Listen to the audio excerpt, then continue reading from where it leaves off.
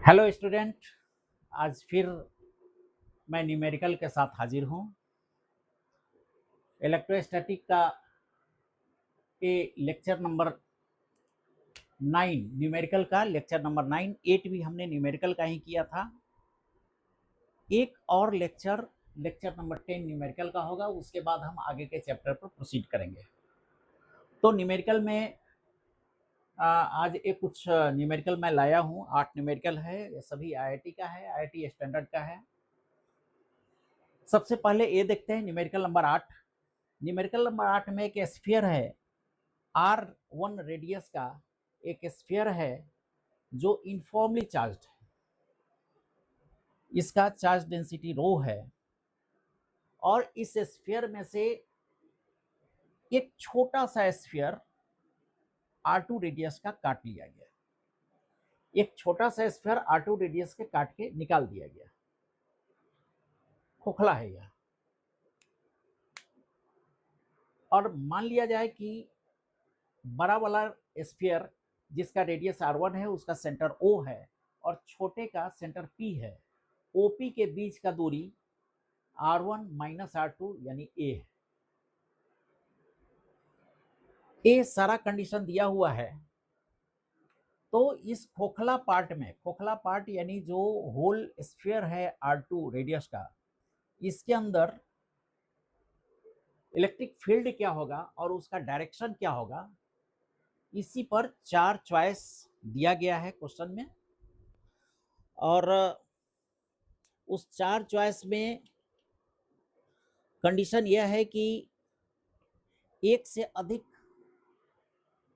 इसका चॉइस सही हो सकता है। आईआईटी का एक पैटर्न होता है जिसमें यदि 4 चॉइस दिया हुआ हो तो उसमें एक से अधिक सही, यानी प्रत्येक चॉइस को एक एक करके चेक करना होता है। तो इसमें 4 चॉइस है। पहला चॉइस है is uniform and its magnitude is independent of 2 but direction depends on R. तो पहला चॉइस है ई यूनिफॉर्म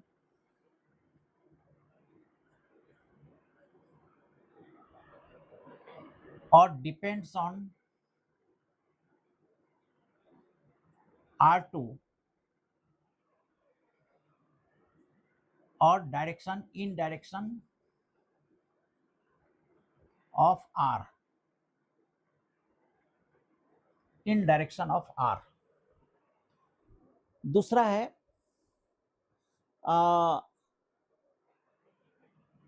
ई यूनिफॉर्म और इसका depends upon R2 and its direction depends upon R।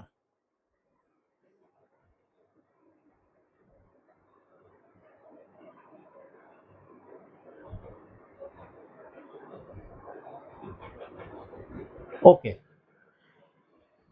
पहला इंडिपेंडेंट, मतलब इस पर डिपेंड नहीं करता है। Independent of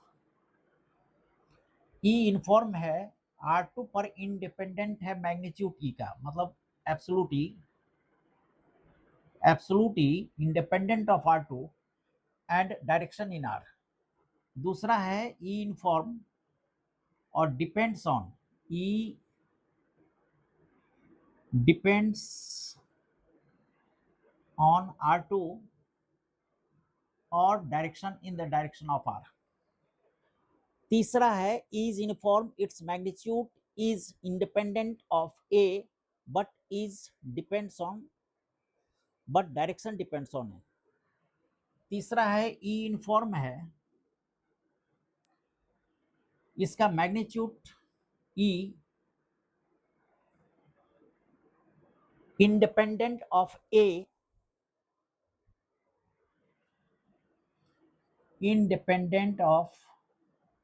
A but in direction of A।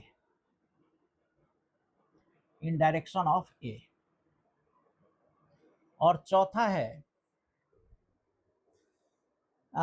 Both its magnitude direction, E uniform है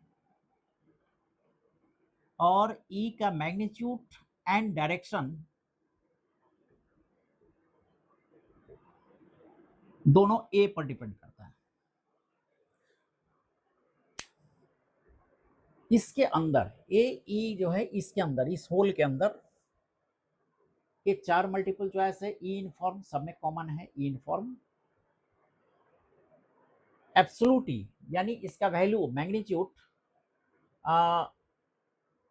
independent of R2, depend on R2, independent of a और depends on ए। इसी तरह डायरेक्शन के बारे में 4 दिया हुआ है। अब यहां देखें, हम मान लीजिए कि इसको थोड़ा बड़ा डायग्राम बनाते हैं, प्रोजेक्ट करते हैं बड़ा सा। ये है सर्कल जिसका रेडियस है R2, ये सर्कल जिसका रेडियस R2 है और P सेंटर है। और बड़ा सर्किल का, सपोज बड़ा सर्किल का मान लीजिए ए है सेंटर, ए सेंटर है, ए सेंटर है। अब इसमें किसी भी बिंदु पर, इसके अंदर किसी भी बिंदु पर कोई भी पॉइंट, सपोज एक पॉइंट हम क्यू लेते हैं,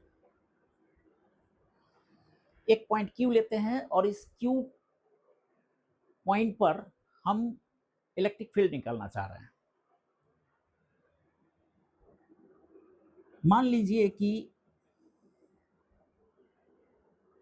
इस क्यू पॉइंट का यहां से पोजीशन वेक्टर R है, दूरी है R1,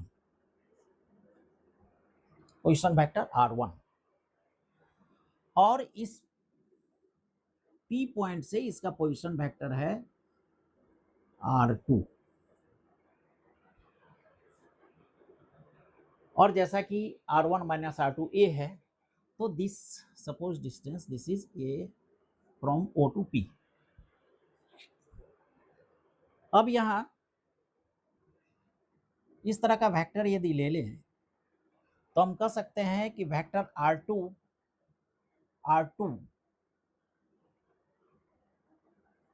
plus vector R1 is equal to vector A। तो Q बिंदु पर इलेक्ट्रिक फील्ड निकालने के लिए यदि यूनिफॉर्मली चार्ज है और इसका चार्ज डेंसिटी रो है, तो Q पॉइंट पर इस पूरे स्फीयर के कारण, अभी पहले हम मान के चलते हैं कि पूरा का पूरा स्फीयर यूनिफॉर्मली चार्ज्ड है, इसमें होल नहीं है बल्कि पूरा स्फीयर यूनिफॉर्मली चार्ज्ड है। उसके बाद हम मान के चलेंगे कि ए जो स्लॉट है, जो खाली स्फीयर है, काटा हुआ स्फीयर, ए निगेटिवली चार्ज्ड है।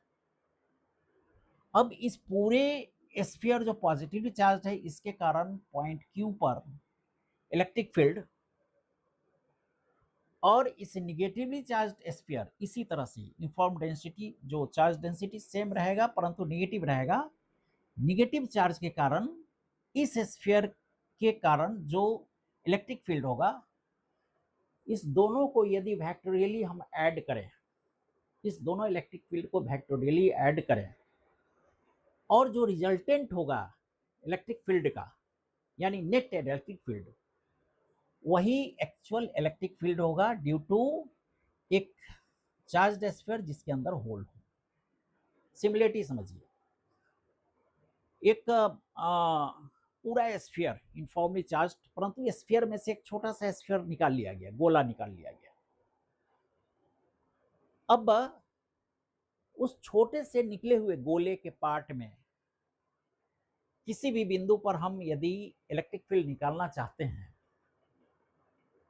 तो पहले यह मान के कि कोई होल नहीं है इसके अंदर, कोई अदर स्फीयर नहीं है, बल्कि पूरा का पूरा स्फीयर फुल ऑफ चार्ज है, रो से, रो चार्ज डेंसिटी है, और पूरे स्फीयर के कारण इस रीजन के किसी पॉइंट पर हम इलेक्ट्रिक फील्ड निकालेंगे।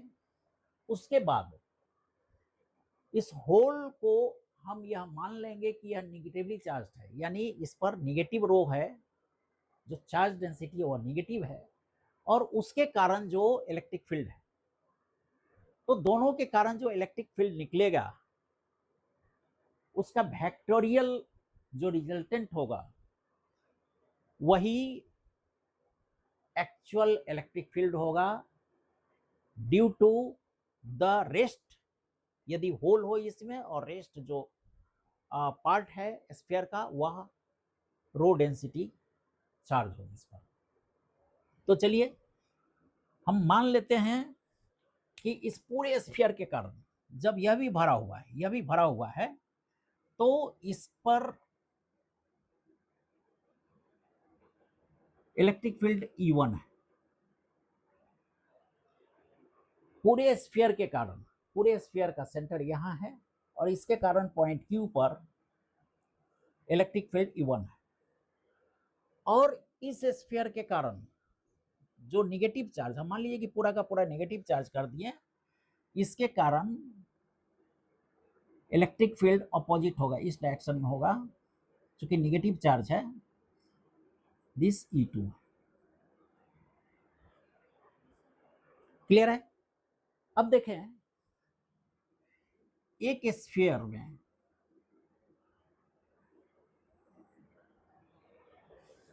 यदि चार्ज डेंसिटी रो है, यदि चार्ज डेंसिटी रो है तो इससे r डिस्टेंस पर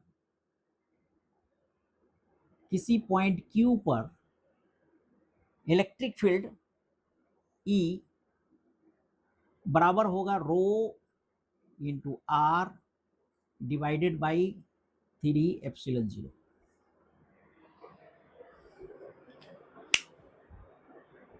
एक डेरिवेशन है, डेरिवेशन हम लोग मौका मिला तो हम बताएंगे आपको। फिलहाल अभी याद रखिए कि एक नॉन कंडक्टिंग स्फीयर है। नॉन कंडक्टिंग स्फीयर इसलिए कह रहे हैं कि नॉन कंडक्टिंग स्फीयर में जो चार्ज हम डालेंगे वो यूनिफॉर्मली डिस्ट्रीब्यूटेड होगा। यदि कंडक्टिंग स्फीयर पर हम चार्ज डालें तो वह सारा चार्ज इसके सरफेस पर आ जाएगा, अंदर में कोई चार्ज नहीं जाएगा। तो नॉन कंडक्टिंग स्फीयर में यदि हम चार्ज डालते हैं और यूनिफॉर्मली डिस्ट्रीब्यूटेड है, यूनिफॉर्मली चार्ज, यूनिफॉर्मली डिस्ट्रीब्यूटेड है, उस स्थिति में सेंटर से r डिस्टेंस पर, सेंटर से r but inside the sphere, यदि हम E निकालना चाहें इलेक्ट्रिक फील्ड, तो electric field will be rho r into 3 ε0। तो यहां पे E1 is equal to rho R1 by 3 ε0। और इस स्फीयर कारण निगेटिव चार्ज है यहां पर, इस स्फीयर कारण E2, this E2 is equal to minus rho, चूंकि निगेटिव चार्ज है, minus rho R2 divided by 3 ε0। This मतलब ए इलेक्ट्रिक फील्ड दिस और ए इलेक्ट्रिक फील्ड दिस। अब इस दोनों का देखिए, electric field this and this, दोनों का यदि रिजल्टेंट ले तो यह वेक्टर इसका ये टेल है, ये हेड है, और इसके हेड पर पुनः टेल रखा गया है, यानी इसका रिजल्टेंट दिस होगा। देखिए ऐसा इसलिए हुआ, फिर से जरा समझिए इसको। इस पूरे स्फीयर के कारण R1 डिस्टेंस पर यहाँ चूंकि पॉजिटिव चार्ज है, पूरा पॉजिटिव है, इसलिए डायरेक्शन E1 इस तरफ होगा, यानी R1 का डायरेक्शन R1 इस तरफ होगा। चूंकि इलेक्ट्रिक फील्ड वेक्टर क्वांटिटी है इसलिए लिख सकते हैं। और इसके कारण इलेक्ट्रिक फील्ड का डायरेक्शन टुवर्ड द सेंटर होगा, इसलिए कि निगेटिव चार्ज है इस पर, टुवर्ड सेंटर, यानी R2 का डायरेक्शन नहीं होगा। अब R1 दिस, R2 दिस, यानी रिजल्टेंट इसका दिस OP रिजल्टेंट होगा। तो E नेट यदि हम निकालें, E net, this is total electric field point Q पर, पॉइंट Q यहाँ, यानी सिमिलरली यहाँ कह सकते हैं पॉइंट Q, कोई भी एक बिंदु है इसके अंदर का। तो this is row 3 ε0 R1 minus and this R2 R2। अब R1 minus R2 is equal to OP।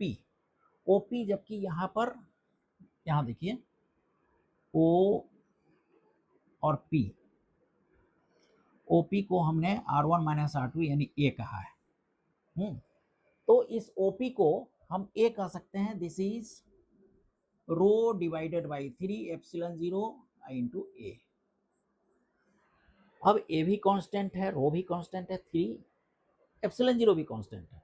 अतः हम कह सकते हैं कि ये चूंकि कोई भी बिंदु है Q, कोई भी बिंदु है Q, तो किसी भी पॉइंट पर, इस स्फीयर के अंदर किसी भी पॉइंट पर total electric field, net electric field constant होगा, नेट इलेक्ट्रिक फील्ड कांस्टेंट होगा। और वह पूरी तरह डिपेंड करेगा A पर। कांस्टेंट मतलब A पर डिपेंड करेगा, A पर। क्लियर है? और इसका डायरेक्शन, इस ई नेट का डायरेक्शन A के डायरेक्शन में होगा, यानी O और P को जोड़ने वाले लाइन के डायरेक्शन में होगा।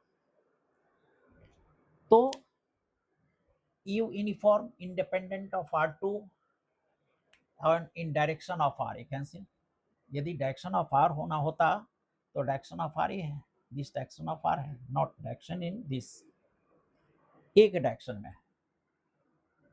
Depends upon R2 in direction of R, this also cancel. Independent of A, depend कर रहा है A पर, डिपेंड कर रहा है, independent of A,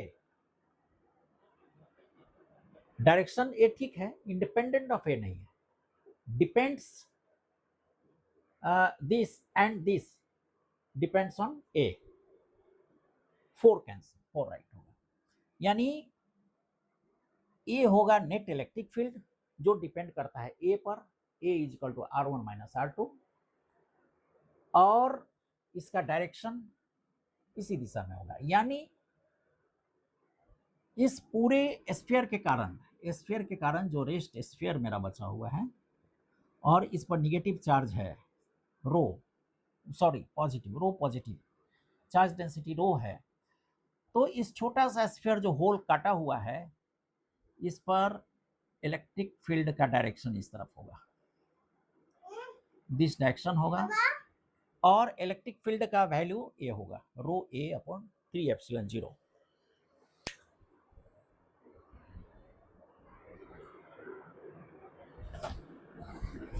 okay, clear?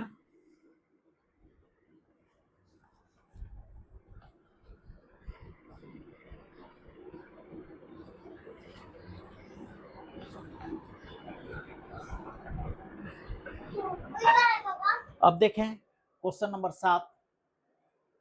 N electric dipole with moment this is held fixed at the origin in the presence of uniform electric field of magnitude E0 if the potential is constant in the circle of radius r centered at origin, this dipole size।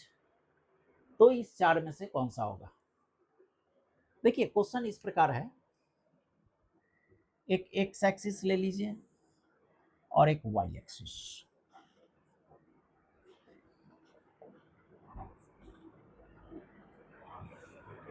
इसमें कह रहा है एक dipole है, dipole जिसमें आई और Z, यानी इसको 2 डायमेंशन पर डायपोल को दिखाया गया है। दिस मीन्स जितना आई उतना जेड, यानी डायपोल इस तरह से बनेगा, डायपोल इस तरह से बनेगा। Suppose this positive charge Q and this negative charge, dipole का डायरेक्शन इस तरह है, दिस इज P।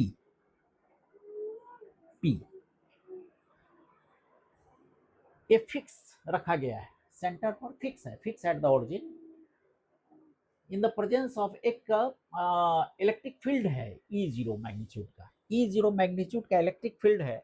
अब इलेक्ट्रिक फील्ड का डायरेक्शन क्या है नहीं पता, लेकिन E0 मैग्नीट्यूड का एक इलेक्ट्रिक फील्ड इसमें लग रहा है।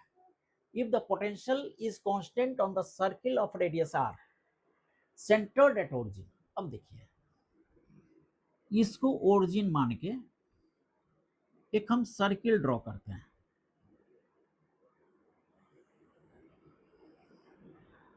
इसको ओरिजिन मान के एक सर्किल ड्रॉ करते हैं। इस सर्किल का रेडियस है r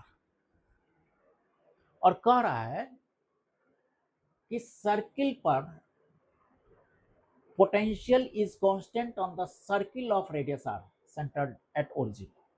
यानी इस सर्किल पर पोटेंशियल जीरो है, v is equal to constant, sorry v constant, हर जगह v कांस्टेंट, इस सर्किल पर v कांस्टेंट। अब एक कॉन्सेप्ट आप इस तरह समझिए, एक सर्किल है और इस सर्किल पर v कांस्टेंट का मतलब क्या होता है?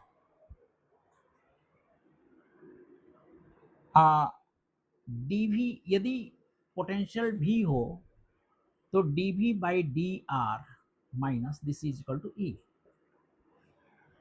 यानी r डायरेक्शन में जो पोटेंशियल का ग्रेडियंट होगा, r डायरेक्शन जो पोटेंशियल का ग्रेडियंट होगा उसका निगेटिव e होता है। यानी v यदि कांस्टेंट होगा तो कांस्टेंट का डेरिवेशन जीरो। यानी कह रहा है कि सर्किल पर पोटेंशियल जीरो है,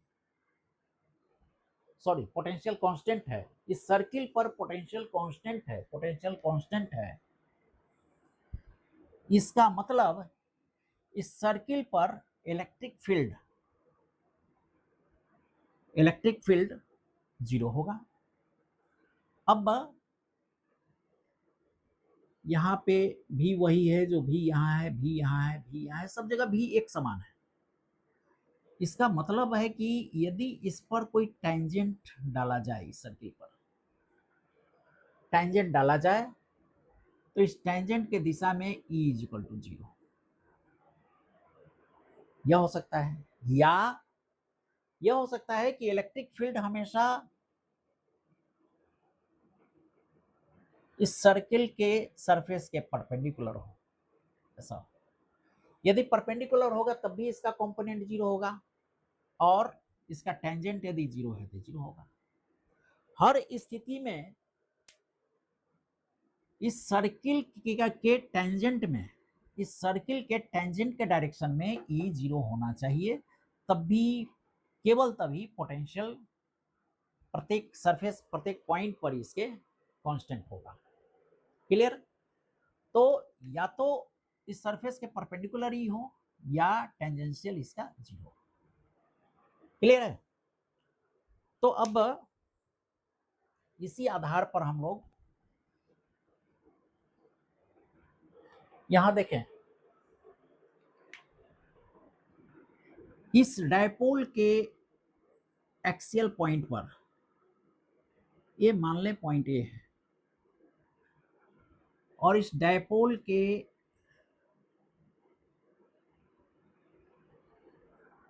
इक्वेटोरियल पॉइंट पर ये मान ले पॉइंट बी है, पॉइंट बी।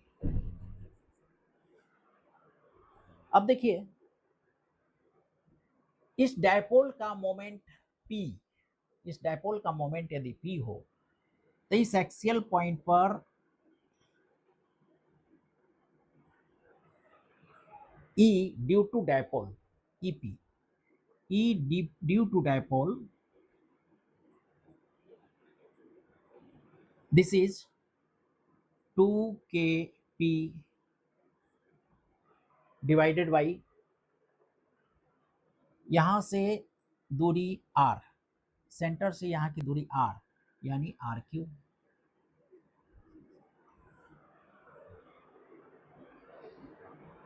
और B पॉइंट पर यदि निकालें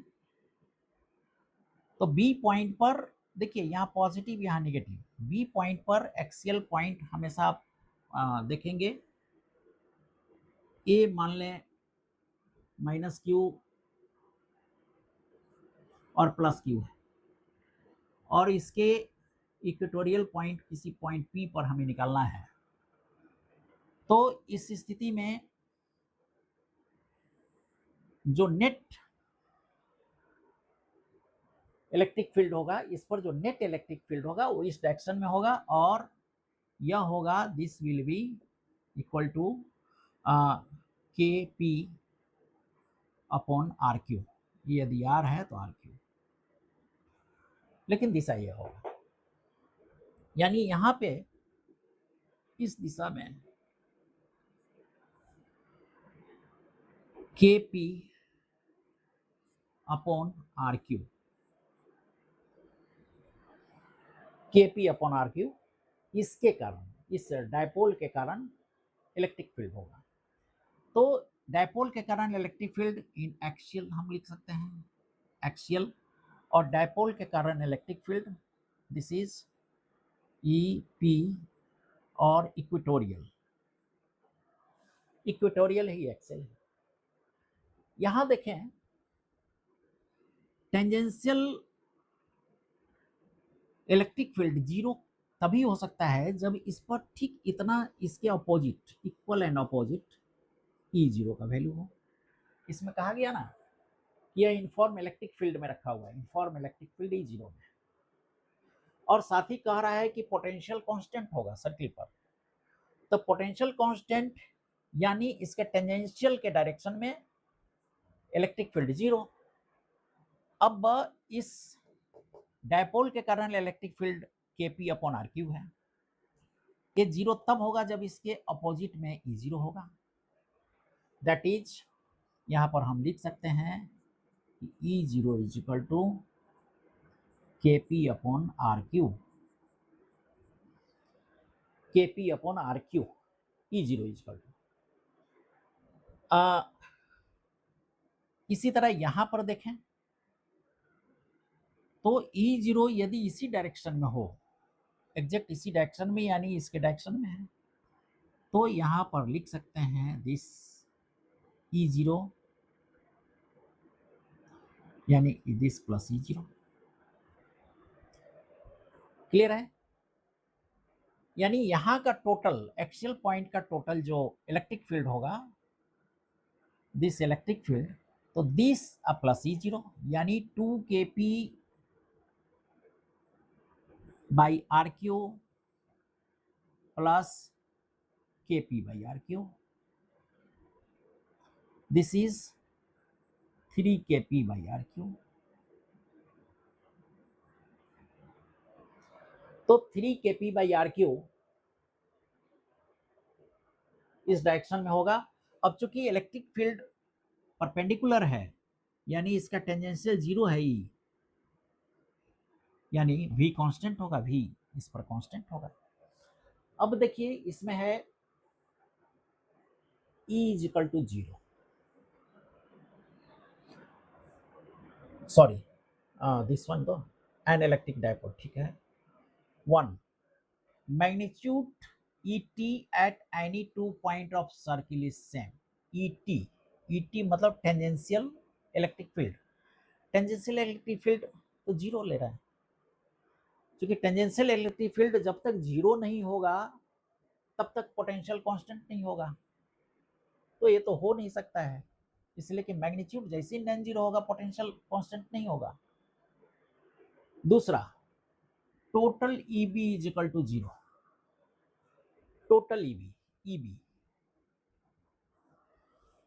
EB electric field at point B, total EB zero, ठीक तो है, क्योंकि जितना इलेक्ट्रिक फील्ड इधर डायपोल के कारण लग रहा है उतना ही कांस्टेंट इलेक्ट्रिक फील्ड के कारण है, यानी दोनों नेट यदि निकालें तो E zero minus K P R Q is equal to zero, यानी नेट फील्ड जीरो है यहाँ, this right. Total E A is equal to 2 E zero this. अब यहाँ देखें E is equal to K P R Q है, K P R Q यानी यहाँ पे दिस इज 3 ई जीरो होगा, E is equal to 3 E zero, यानी यहाँ पर total electric field, total electric field 3 E zero, total at A, ये भी कैंसिल, गलत है। R is equal to this much. अब ये देखें, यहां से इसको लिख सकते हैं हम R Q is equal to E0। यहां पर के हम किसको मानते हैं? के मीन्स 1/4πε0 के, यानी इस के को हम लिख सकते हैं 4πε0, यानी R is equal to P divided by 4πε0 E0 पर पावर 1/3। वही तो है। P को P0 इसलिए कि यहां का वैल्यू रखा गया है, यहां पे वैल्यू रखा।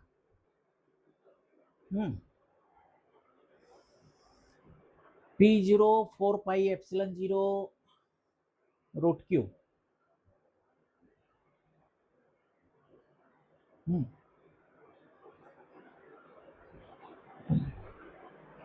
लेकिन ये भी सही नहीं होगा। P0 divided by this R is equal to KP total है, टोटल डायपोल P, जबकि P का वैल्यू P0/2। तो P0/2 यदि करेंगे तो यहाँ पे √2 आएगा, नीचे √2 आएगा, यहाँ √2 नहीं है, इसलिए केवल वो वैल्यू ठीक होगा। Total EV is equal to 0। Okay,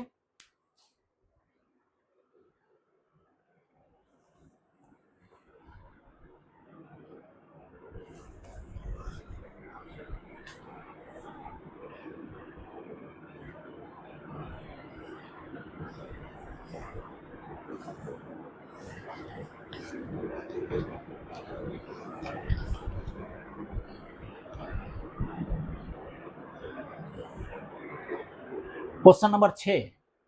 to non conducting spheres of radii R1 R2 volume charge densities rho minus rho are placed such that they partially overlap at all points in overlapping region। इस चार में से कौन सही होगा ये पूछा जा रहा है। थोड़ा सा कॉन्सेप्ट इसका हम लिए थे, जो लास्ट क्वेश्चन हम लोग क्वेश्चन नंबर 7 बना रहे थे, उसमें एक कॉन्सेप्ट लिया था हमने। इसमें एक स्फीयर है इस तरह का, और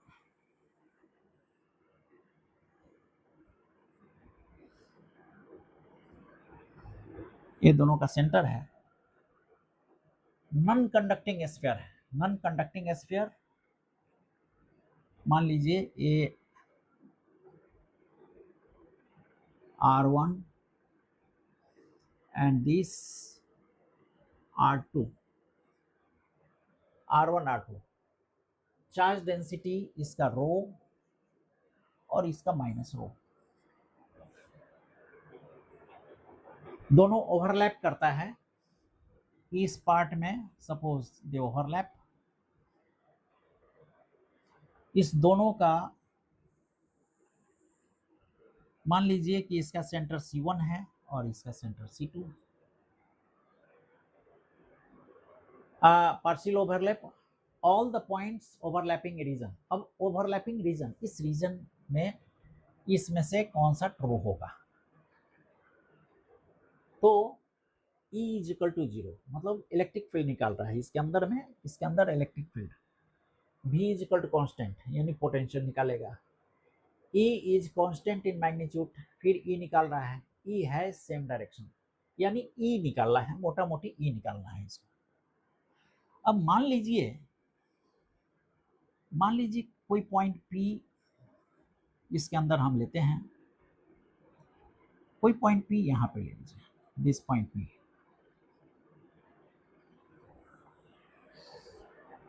तो इस P पॉइंट पर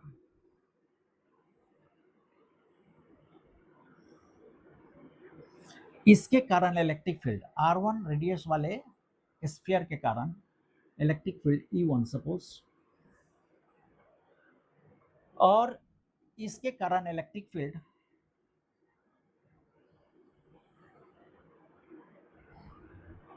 E2। अब देखिए, यदि रो चार्ज डेंसिटी है और यहां से R1 डिस्टेंस पर पॉइंट P है, यहां से R1 डिस्टेंस पर पॉइंट P है, तो पॉइंट P पर जो इलेक्ट्रिक फील्ड होगा E1, this will be rho R1 divided by 3 epsilon 0। ये हमने क्वेश्चन नंबर 7 में भी देखा था।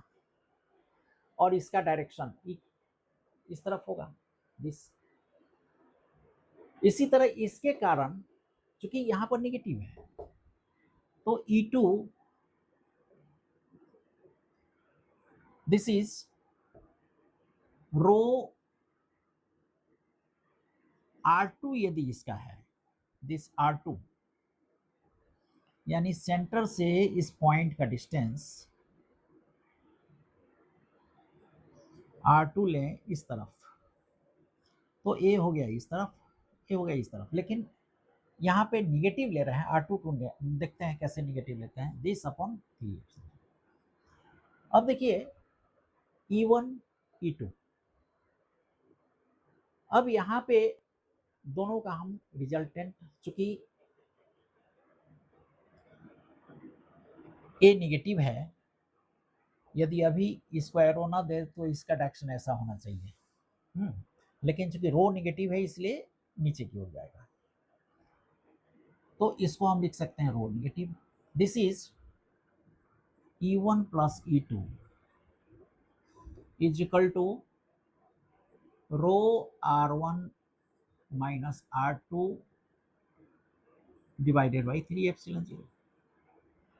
यानी पॉइंट P का जो टोटल इलेक्ट्रिक फील्ड है, टोटल इलेक्ट्रिक फील्ड, ये पॉजिटिव कारण इस तरफ इलेक्ट्रिक फील्ड होगा और नेगेटिव के कारण इस तरफ इलेक्ट्रिक फील्ड होगा। यदि दोनों को हम जोड़ दें तो रिजल्टेंट फील्ड इस तरफ होगा, C1 टू C2। यानी इसको लिख सकते हैं रो C1 टू C2 दिस, इसका जो भी दूरी हो C1, दोनों के सेंटर के बीच का दूरी, तो दिस अपॉन 3 एप्सिलॉन 0। यानी देख रहे हैं कि यहाँ का रिजल्टेंट यानी ई नेट, इस ओवरलैपिंग एरिया का ई नेट जो है यह कांस्टेंट है और दोनों के सेंटर के बीच की दूरी पर डिपेंड करता है। ये कांस्टेंट है रो C1 C2 बाई 3 एप्सिलॉन 0, और इसका डायरेक्शन एक सेंटर से दूसरे सेंटर की ओर है, फ्रॉम C1 टू C2। अब E is equal to 0, no, E is equal to not 0, E net का वैल्यू मिल रहा है हमें। V इज कांस्टेंट, देखिए यदि V कांस्टेंट होगा तो dV by dt is equal to E होता है, यानी E 0 हो जाएगा। हाँ, यानी दोनों बात बराबर है, V कांस्टेंट E 0, दोनों बात बराबर है, यानी ये भी नहीं होगा, ये भी नहीं होगा। E कांस्टेंट इन मैग्नीट्यूड, ये तो बात सही है, मैग्नीट्यूड में कांस्टेंट है। E has same direction. अब देखिए P चाहे यहाँ ले, यहाँ ले, यहाँ ले, यहाँ ले, हर स्थिति में जो रिजल्टेंट E नेट होगा उसका direction from C1 to C2 होगा। E हैज सेम डायरेक्शन, यानी 3V और 4, ये दोनों सही होगा। ठीक है, ओके, क्लियर।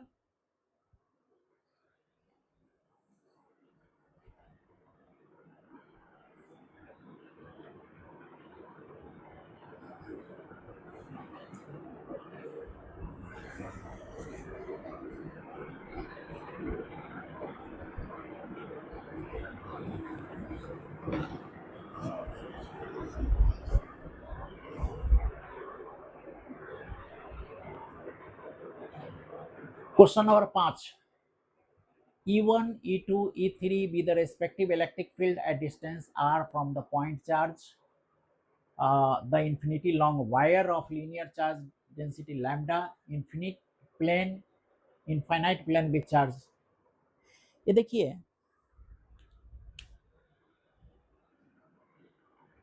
एक क्यू चार्ज, क्यू चार्ज, इस क्यू चार्ज के कारण field at distance R from the point charge, R distance पर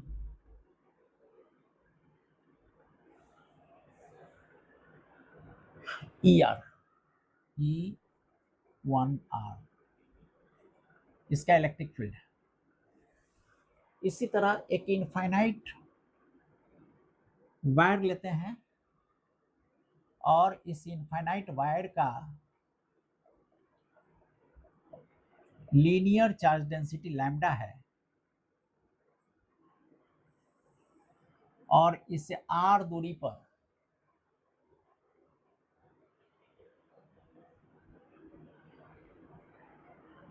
इलेक्ट्रिक फील्ड E2R,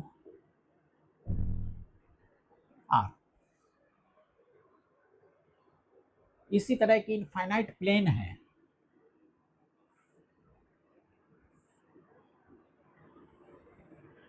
एक इनफाइनाइट प्लेन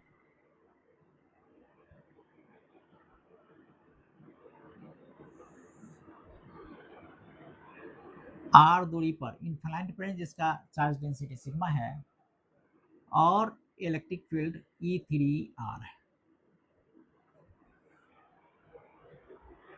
अब कह रहा है कि E1R0 यदि R0 डिस्टेंस हो, R0 डिस्टेंस हो तो इसका वैल्यू, यदि R0 डिस्टेंस हो तो इसका वैल्यू 20 हो जाएगा और A डिस्टेंस हो तो इसका वैल्यू ये हो जाएगा। अब कह रहा है तीनों बराबर है, यानी E1R0 is equal to E2R0 is equal to E3R0, ये तीनों बराबर है। बराबर है तो इस चारों में से कौन सा सही होगा ये निकालना है। अब देखिए इसको हम लिख सकते हैं Q by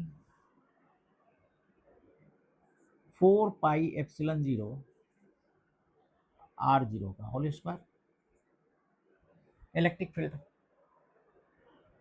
this equal to, अब इसका इलेक्ट्रिक फील्ड लैम्डा यदि है और इनफाइनाइट लॉन्ग वायर है तो electric field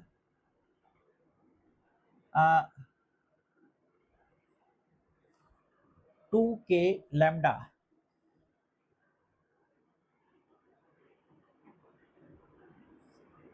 upon R0, 2k lambda upon A हम लिखते थे, A डिस्टेंस हुआ करता था उस समय तक, 2k lambda upon R0, this is 2 lambda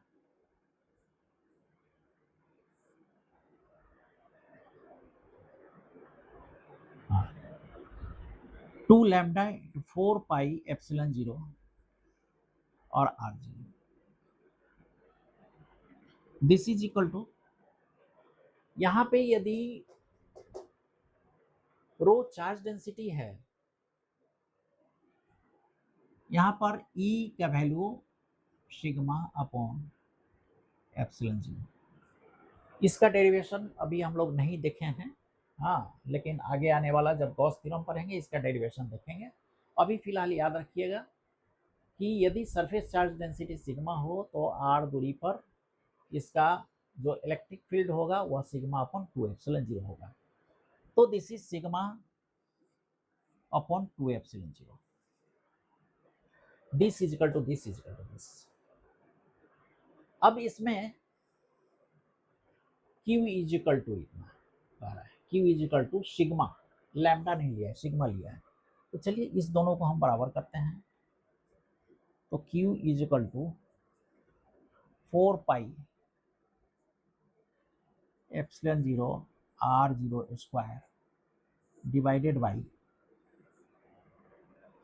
sorry this, no, ये ऊपर जाएगा इंटू सिग्मा 2 एप्सिलॉन 0, यानी एप्सिलॉन 0 कैंसिल, 2 2 4, यानी 2 पाई, 2 2 4, 2 पाई R0 स्क्वायर सिग्मा। यहाँ देखें यहाँ पे 4 पाई r0 स्क्वायर सिग्मा है, नहीं, रॉन्ग। अब दूसरा r0 equal to lambda by this, यानी लैम्डा है, सिग्मा है, क्यू नहीं है। इस दोनों को इक्वेट करते हैं, यानी r0 को यदि इधर लाएं, r0 को इधर लें तो ये इस तरफ जाएगा और सिग्मा इधर जाएगा, यानी r0 इज इक्वल टू, यहाँ देखिए दिस, यानी 2 लैम्डा इंटू 2 एप्सिलॉन 0, ये इधर गया, और नीचे में 4 पाई एप्सिलॉन 0 r0 और सिग्मा, तो 2 2 4 कट गया, एप्सिलॉन जो एप्सिलॉन कटा, यानी r0 is equal to lambda by pi r0 sigma, pi r0 sigma. यहाँ क्या है, r0 is equal to lambda, oh sorry not r0, r0 तो हम ले चुके हैं already, lambda by pi sigma, यहाँ 2 सिग्मा है, ये भी गलत। अब तीसरा ऑप्शन देखते हैं,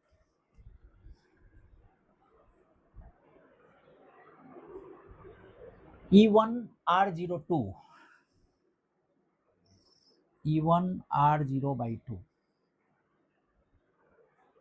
देखिए E1 R0 is equal to this, यानी R0 बाई 2 यदि हम लिखें तो Q divided by 4 pi epsilon 0 R0 का होल स्क्वायर, और 2 दूना 4 यानी 4, is equal to 2E2 R0 by 2, 2E2 R0 by 2, E2 R0 is equal to this, यानी 2 into 2 lambda divided by 4 pi epsilon 0 R0 by 2, R0 by 2, यानी this is 2 दूना 4 दूना 8, 8 lambda divided by 4 pi epsilon 0 R0। अब ये दोनों बराबर होगा या नहीं होगा, इसको चेक करते हैं। ये चूंकि क्यू में है और ये लैम्डा में, क्यू में लैम्डा में, तो क्यू को रिप्लेस करना पड़ेगा लैम्डा से, तभी पता चलेगा। यहाँ पे इस दोनों को इक्वल करके हम देखें तो Q by 4 pi epsilon cut जाएगा, Q by R0 square is equal to 2 lambda by R0, यानी R0 यदि हटा दें तो Q is equal to 2 lambda R0। अब इसी चीज को देखें, Q को 2 लैम्डा R0 यदि कर दें तो 4 दूना 8 lambda R0 divided by 4 pi epsilon 0 R0 का होल स्क्वायर, यानी स्क्वायर कर ऊपर 8 lambda by 4 pi epsilon 0 R0, बिल्कुल बराबर है, यानी this is equal to this, यानी ये करेक्ट होगा। अब चौथा ऑप्शन चेक करते हैं,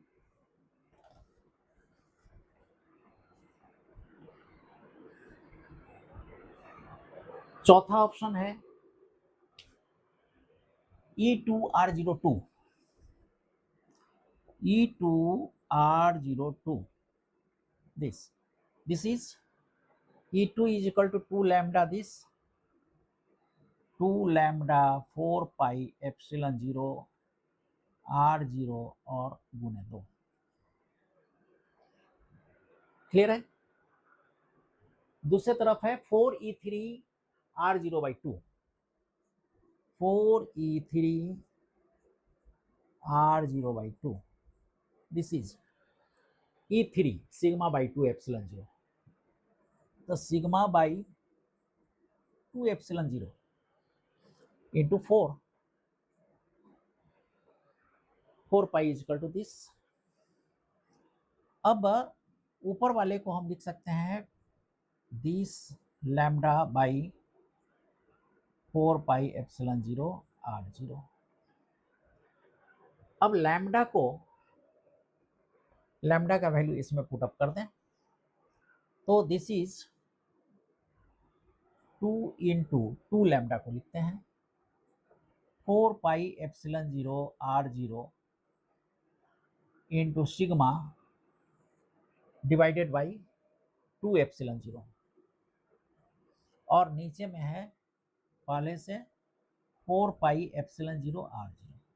देखिए पहले से ये था 4 लैम्डा के बदले ए हमने लिखा। अब 4 pi epsilon 0 r0 cancel, 2 cancel, sigma by epsilon 0। लेकिन यहां पर है 2 सिग्मा बाई एप्सिलॉन 0, अंतर है दोनों में, नॉट इक्वल टू दिस। दोनों इक्वल नहीं होगा, दोनों इक्वल नहीं होगा, यानी दिस ऑल्सो रॉन्ग, यानी मात्र एक आंसर होगा। तो आज समय के अभाव में बस इतना ही। बाकी जो 4 क्वेश्चन है और इसके साथ अन्य क्वेश्चन को अगले क्लास में हम लोग सॉल्व करेंगे।